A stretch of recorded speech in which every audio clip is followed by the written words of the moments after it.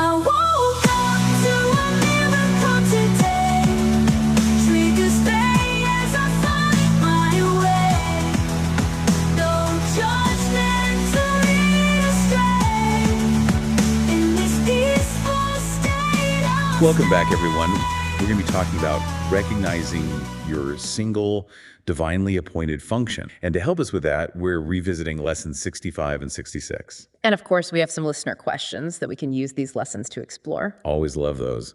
These lessons really encourage a huge shift in perspective, don't they? They really do. I mean, they encourage us to look at our lives in a whole new way through this lens of purpose and unity. Exactly. So let's just jump right in with lesson 65. I'm just going to read it verbatim. Sounds good. My only function is the one God gave me. I have no function but the one God gave me. This recognition releases me from all conflict because it means I cannot have conflicting goals. With one purpose only, I am always certain what to do, say, and think. All doubt must disappear as I acknowledge that my only function is the one God gave to me. You know, when you really listen to the words, this lesson really cuts through all the complexity that we create in our lives, doesn't it? It really does. So it says that recognizing this singular function releases us from conflict. But how does that apply to the conflicts we face every single day? I mean, clashes of priorities that always seem to pop up. Right. Well, imagine like a sailboat, okay? And this boat has multiple sails, and they're all pulling in different directions. Okay, I'm picturing it. What's going to happen? It's just going to get tossed around. It won't be able to like chart a clear course. Yeah, that makes sense. Recognizing our single function, it's kind of like aligning all those sails, so you can harness all that power and move towards a unified goal. So we're not creating our own purpose then? Well, the Course suggests that our true purpose is not something we invent, it's something we discover. It's already there. And this discovery can eliminate doubt. It can, because when we align with our true function, our decisions come from a place of inner knowing. And, the doubt creeps in when we're disconnected from that inner compass, when we're pulled in a bunch of different directions by, all our different desires. So it sounds like it's about shifting our focus inward, away from all those external achievements and fleeting desires. Exactly. It allows us to move through the world with clarity and conviction, Definitely. And these ideas seem connected to some of the earlier lessons in the Course, where, we were encouraged to question the meaning we assign to the world and how our past experiences shape our perception. Those lessons were really setting the stage. They helped us understand the ego and detach from those limiting beliefs that, kind of hold us back. And then recognizing our single function, it's the natural next step. Yeah, leading us towards a deeper understanding of ourselves, who we really are. And the lessons on holiness.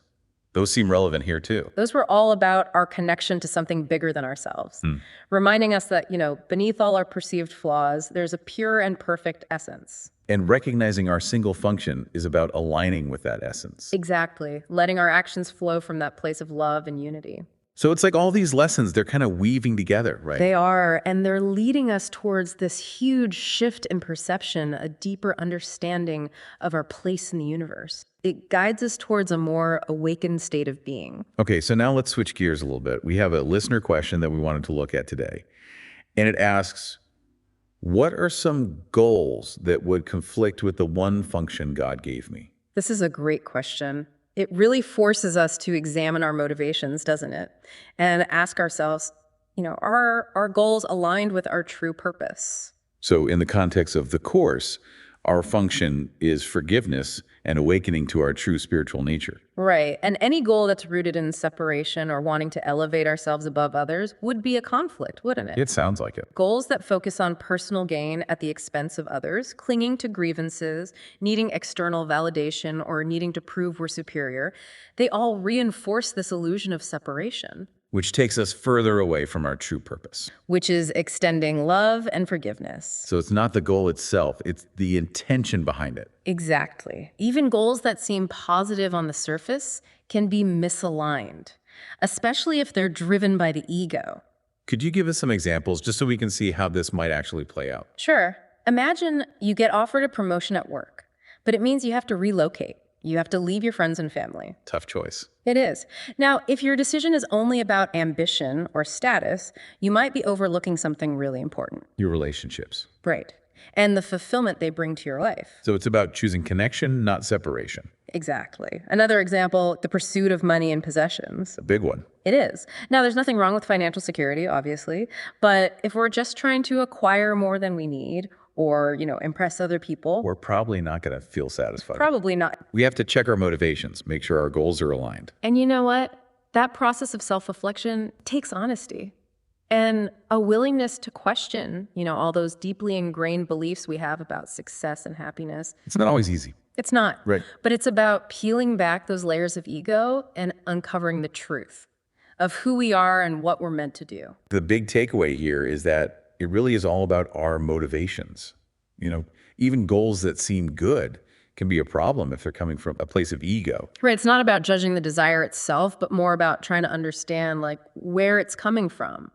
And is it in line with our purpose, Yeah, definitely. And the Course really encourages us to question those desires that come from, that place of lack, and to redirect our energy towards those desires that foster things like love and unity and forgiveness. And speaking of that actually leads us really nicely into lesson 66. Oh, perfect. Because it explores this connection between our function and our happiness. So if you're ready, I think it would be helpful to hear that lesson now. Yeah, let's do it. I'll read it verbatim. My happiness and my function are one. All things that come from God are one. They come from oneness and must be received as one. Fulfilling my function is my happiness because both come from the same source, and I must learn to recognize what makes me happy if I would find happiness. The Course says true happiness comes from aligning with our true nature, from expressing the love and forgiveness that's at the core of our being. And this idea of oneness, it's a big part of this lesson. Can you talk a little more about that? What does oneness mean? Okay, well, imagine a vast ocean. Okay. Okay. Each wave is different, they're all unique, but they're all part of the same interconnected body of water. Yeah. That's what oneness is about. That underlying unity that connects us all, no matter how different we seem on the surface. So we're all part of something much bigger. We are. We're all interconnected. And when we tap into that sense of oneness, we find this deep happiness. And it's not dependent on what's happening around us. That makes sense. And the lesson also says that we have to learn to recognize what makes us happy. Why do we need to relearn that? Well, because, we've been conditioned to believe that happiness is all about external things, like possessions and achievements, status. And those things don't really bring lasting happiness. No, they don't. They often leave us feeling empty. So the Course is inviting us to look inside, to reconnect with that source of happiness that's already there inside of us. Yeah. We have to question those deep-seated beliefs we have about happiness and ask ourselves, are our pursuits really in line with our values, with our purpose? Yeah, good questions. Okay, so let's move on to our second listener question. It's about a topic that can be pretty controversial, Okay. Yeah. political involvement. And the listener asks, would the Course advocate against political involvement?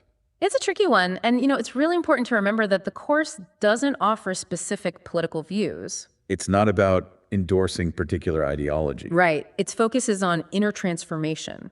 It recognizes that peace starts from within. The Course suggests that how we act in the world, even our political choices, reflects our internal state. So if we're motivated by fear or anger or a desire to control, Then our actions are probably just going to perpetuate that, right? it seems like it. So even when it comes to politics, we need to check our motivations. Absolutely. And the Course challenges us to, practice forgiveness, even when we disagree politically. And that's not easy. It's not. But judging and attacking just reinforces separation and conflict.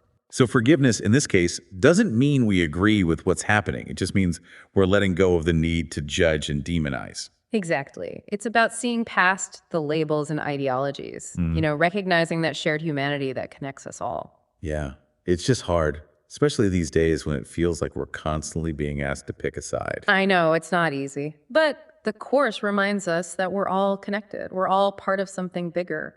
And what we do, even small acts of kindness, they can contribute to a better world. So how we approach politics matters. It does. It's about shifting our focus from winning arguments to understanding each other, from demonizing our opponents to finding common ground. Which brings us back to the core teachings, right? Exactly. Forgiveness, recognizing our interconnectedness, choosing love over fear.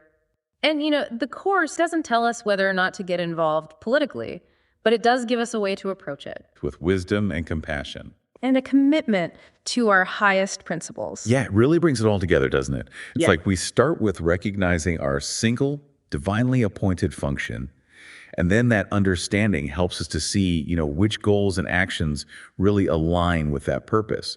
And ultimately, it leads us to a deeper understanding of true happiness. It's true. It's all connected. And then, that inner transformation, it starts to ripple outward. It influences how we interact with the world, even in tricky areas like politics. Yeah, it's not just about what's going on inside, it's about how that affects everything we do. This deep dive has been a really good reminder that, this whole journey of self-discovery, it's not just a mental thing, it's a lived experience. It really is. It's about aligning everything, our thoughts, our actions, our choices, all with the deepest truth of who we are. And the course gives us all the tools we need to navigate it. It encourages us to embrace it all, the challenges, the triumphs. As we wrap things up, what final thoughts would you offer to our listeners, to help them on their journey with the course? Well, I would encourage everyone listening to approach these teachings with an open mind. Be willing to question what you believe and allow these ideas to really resonate within you. Let them challenge your assumptions and inspire you to live a more authentic and fulfilling life. And we invite you to keep exploring the course with us. Go deeper and discover just how powerful these teachings can be. Thank you for joining us for this deep dive into lessons 65 and 66. Until next time, keep seeking, keep questioning, and keep diving deep. I won't